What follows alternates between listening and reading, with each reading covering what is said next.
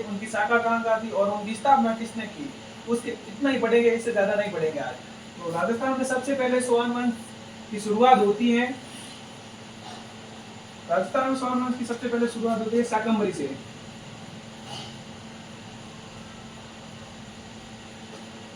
शाकंभरी में 551 ईस्वी में वासुदेव सोहन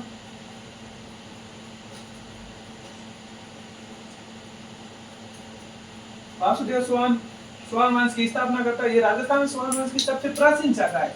उस शाकंभरी से दो शाखा विकसित होती है, एक नाडोल होती है, एक अजमेर होती है। नाडोल राजस्थान में दूसरी सोहनों की सबसे प्राचीन शाखा है नाडोल। नाडोल में सोहन की स्थापना होती है 960 में और इसका संस्थापक होता है लक्ष्मण। फिर अजमेर में सोहन वंश की स्थापना होती है 1113 ईस्वी में और इसके संस्थापक होते हैं अजयराज। फिर इसी नाडोल की दो शाखाएं विकसित होती हैं, एक जालोर, दूसरी हड़ौती।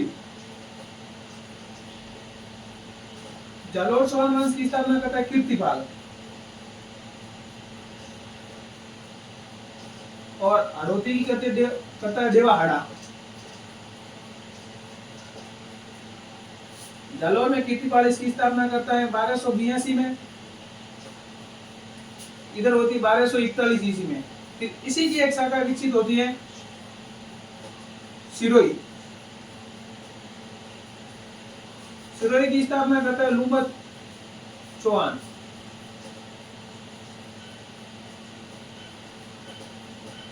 तेरह सौ 11 ईस्वी में। और अजमेर की एक शाखा होती है रणथंभौर।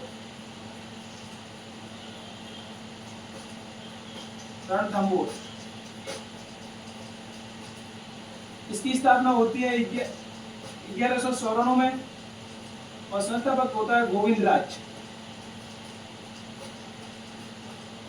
एक बार वापस हम रिवीजन करते हैं राजस्थान में सोहन वंश। राजस्थान में सोहन वंश की सबसे प्राचीन शाखा थी वो शाकंभरी थी। शाकंभरी में 551 ईस्वी में वासुदेव ने सोहन वंश की नींव रखी थी। फिर शाकंभरी से दो शाखा विकसित होती है, एक अजमेर होती है, एक नाडोल होती है।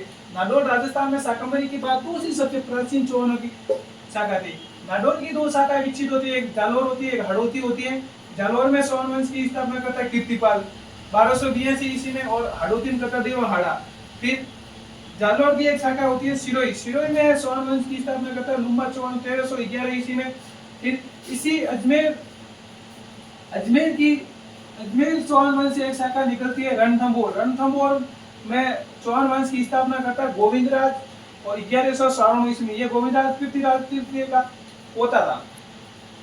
तो ये हमने राजस्थान के सोहनों के बारे में थोड़ा पढ़ा, ऊपरी राजस्थान में सोहन वंश कहाँ थे और उनके संस्थापक थे, उनके बारे में आज हमने पढ़ा है। इनसे आगे कल जैसे हम नाडोल के सोहनों की क्लास स्टार्ट करेंगे।